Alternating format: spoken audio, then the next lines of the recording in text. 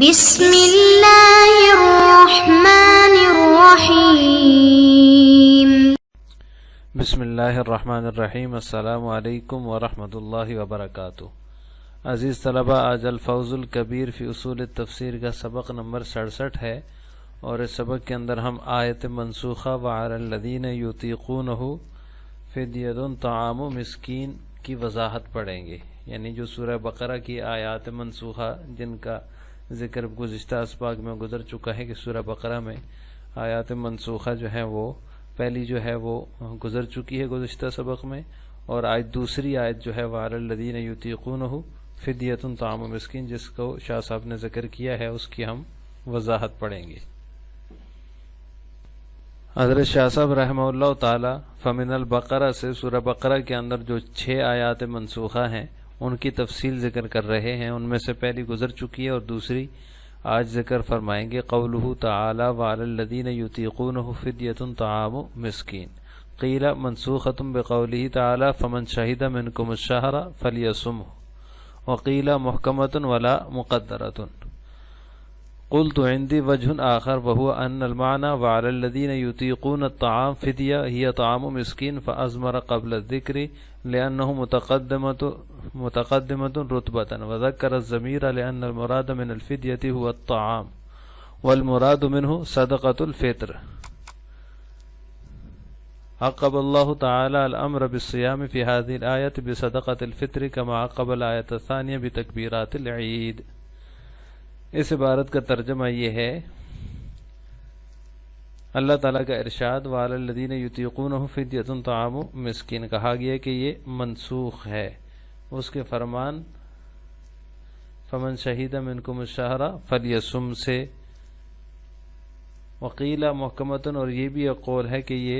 منسوخ نہیں ہے بلکہ محکم ہے، اور لا یہاں پر مقدر ہے۔ قلت حضرت شاہ صاحب رحمہ اللہ فرماتے ہیں میں کہتا ہوں میرے نزدیک ایک دوسری توجیہ ہے، وہ ہوا اور وہ یہ ہے کہ ان المعنی وعلی الذین یطیقونہ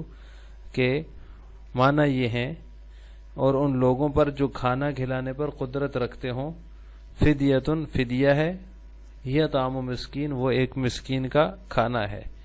تو فازمر قبل ذکر، تو ذکر سے پہلے ضمیر لائے، یعنی مرجع کے ذکر سے پہلے ضمیر لائے، ذکر الضمیر اور ضمیر کو لأنہ مقدمۃ رتبۃ، کیونکہ وہ رتبۃ مقدم ہے، اور ضمیر کو مذکر لائے، لأن المراد من الفدیۃ هو الطعام، کیونکہ فدیہ سے مراد طعام ہے، والمراد منہ، اور اس سے مراد صدقہ فطر ہے۔ عقب اللہ تعالی الامر بالصیام، اللہ تعالی جو ہے وہ نے حکم صوم کے بعد اس آیت میں صدقہ فطر کا ذکر کیا ہے،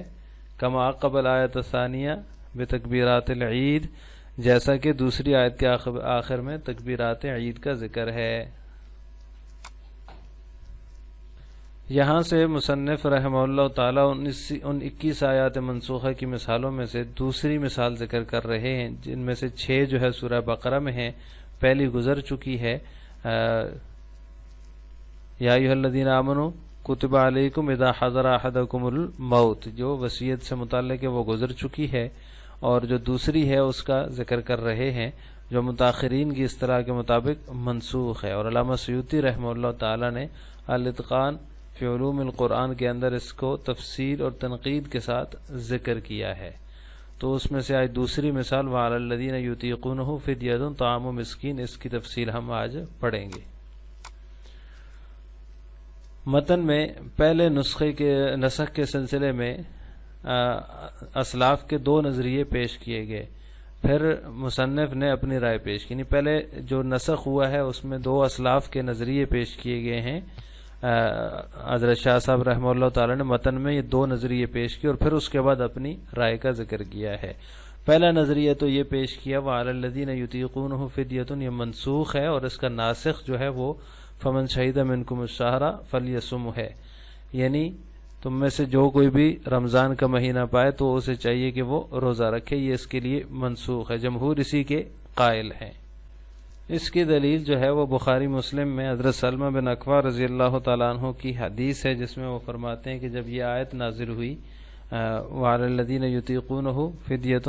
تو ہم میں سے جس کا جی چاہتا روزہ رکھتے اور جس کا جی چاہتا افطار کر لیتے، یہاں تک کہ یہ آیت نازل ہوئی فمن شہد منکم الشہر فلیصم، تو اس نے اس کو منسوخ کر دیا، یعنی جو فمن شہد منکم الشہر نازل ہوئی تو اس آیت نے پہلی والی کو منسوخ کر دیا۔ ابتداء اسلام میں جب روزے فرض ہوئے اور لوگوں کو جو ہے وہ روزے رکھنے کی عادت نہیں تھی، روزے رکھنا گراں گزرتا تھا، شاق گزرتا تھا، اور یہ بشریت کے عین مطابق تھا، تو لہٰذا اس وقت اللہ تعالیٰ نے یہ چھوٹ دی کہ استطاعت کے باوجود جس کا جی چاہے روزے نہ رکھے بلکہ اس کا فدیہ ادا کر دے۔ تو اسی کے مطابق صحابہ کرام کا عمل رہا، یہاں تک کہ یہ والی آیت فمن شہد منکم الشہر فلیصم نازل ہوئی اور یہ اختیار اللہ تعالیٰ نے منسوخ کر دیا۔ تو جمہور کے نزدیک یہ منسوخ ہے اور فمن شہد منکم الشہر فلیصم یہ اس کے لیے ناسخ ہے۔ ایک نظریہ تو یہ ہے اسلاف کو۔ دوسرا نظریہ یہ ہے کہ یہ آیت محکم ہے اور غیر منسوخ ہے، اور آیت کا مصداق وہ لوگ ہیں جنہیں انتہائی بڑھاپے کی وجہ سے روزہ رکھنے کی استطاعت نہ ہو۔ تو صحابہ میں حضرت ابن عباس، حضرت علی اور تابعین میں سعید بن مسیب رحمہ اللہ تعالی سے یہی منقول ہے، وہ اسی کے قائل ہیں کہ بڑھاپے کی وجہ سے اگر روزہ رکھنے کی استطاعت نہ ہو تو روزہ نہ رکھیں اور بعد میں اس کا فدیہ ادا کر دیں۔ تو نفی استطاعت کا معنی لینے کے لیے 3 توجیحات کی گئی ہیں، ان میں سے ایک تو یہ ہے کہ یہ لا نافیہ یہاں پہ مقدر ہے، جیسے کہ شاہ صاحب نے متن میں فرمایا کہ لا مقدر ہے۔ حضرت حفصہ رضی اللہ تعالی عنہ سے یہ منقول ہے کہ وہ فرماتی ہیں یہاں پر لا مقدر ہے، وعلی الذین یطیقونہ فدیۃ کی بجائے وعلی الذین لا یطیقونہ ہے یہاں پر، تو لا یہاں پر مقدم ہے۔ اور دوسری توجہ یہ ہے کہ فعل میں حمزہ افعال جو ہے یہ سلب مؤخذ ہے کے لیے ہے، یعنی نفی استطاعت کے لیے ہے۔ اور تیسری توجہ یہ ہے کہ یطیقونہ کانوا یطیقونہ کے معنی میں، یعنی وہ بوڑھے جن میں جوانی میں روزہ رکھنے کی استطاعت تھی پھر بڑھاپے کی وجہ سے بے بس ہو گئے تو انہیں چاہیے کہ وہ فدیہ ادا کر دیں، یعنی جوانی میں استطاعت تھی لیکن وہ روزہ نہیں رکھ پائے، اب بوڑھے ہو چکے ہیں تو اب وہ جو ہے جو روزے انہوں نے نہیں رکھے اس کی وجہ سے وہ فدیہ ادا کر دیں، اس کا یہ مطلب ہو جائے گا۔ تو یہ 3 توجیحات جو ہے وہ اس دوسرے نظریے کے لیے کی گئی ہیں کہ آیت محکم ہے اور غیر منسوخ ہے، اور اس سے بڑھاپا کی وجہ سے روزہ نہ رکھنے کی جو رخصت ہے وہ بڑھاپے کی وجہ سے ہے۔ جبکہ حضرت شاہ صاحب فرماتے ہیں کہ میرے نزدیک اس کی ایک الگ توجیہ ہے، دوسری توجیہ ہے، وہ توجیہ ہے کہ آیت کریمہ جو ہے وعلی الذین یطیقونہ فدیۃ یہ محکم ہے اور غیر منسوخ ہے، یہ منسوخ نہیں ہے، اور روزے سے اس کا تعلق نہیں ہے، بلکہ اس آیت میں صدقہ فطر کا حکم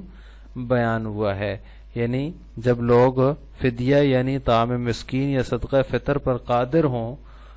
تو ان کے ذمے فدیہ یعنی صدقہ فطر واجب ہے۔ اب یہ جو توجیہ ہے اس پر سیاق و سباق کی آیتیں جو ہے وہ عمری ترتیب کے مطابق ہو جاتی ہیں۔ وہ اس طرح کہ سب سے پہلے فرمایا کتب علیکم الصیام، اس میں روزوں کا حکم ہے،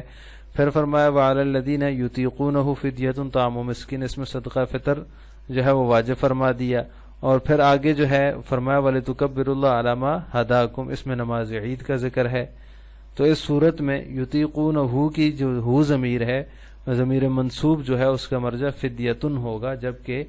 جمہور کے نزدیک اس کا مرجع الصیام ہے۔ تو لہذا شاہ صاحب کی یہ رائے ہے، شاہ صاحب فرماتے ہیں کہ یہ آیت کریمہ جو ہے وہ محکم اور غیر منسوخ ہے، روزے سے اس کا تعلق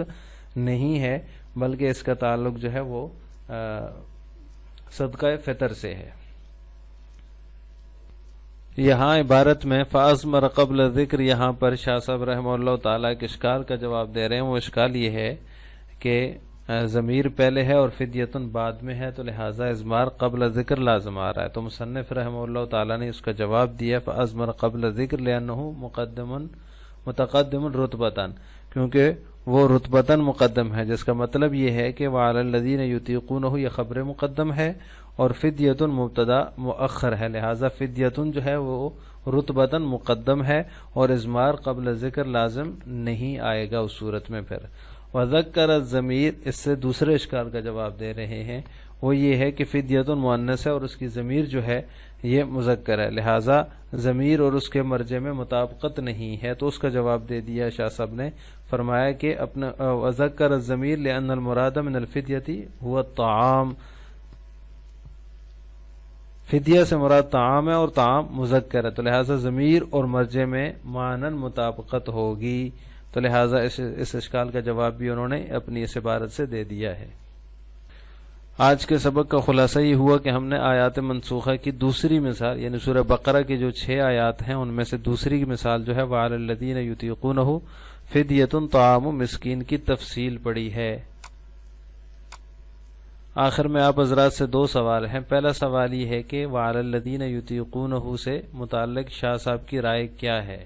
اس کا جواب آپ نے مختصراً کمنٹ باکس میں دینا ہے۔ نمبر 2، جمہور کے نزدیک وعلی الذین یطیقونہ کے لیے ناسخ کون سی آیت ہے؟ اس کا جواب بھی آپ نے کمنٹ باکس میں دینا ہے۔ السلام علیکم ورحمۃ اللہ وبرکاتہ۔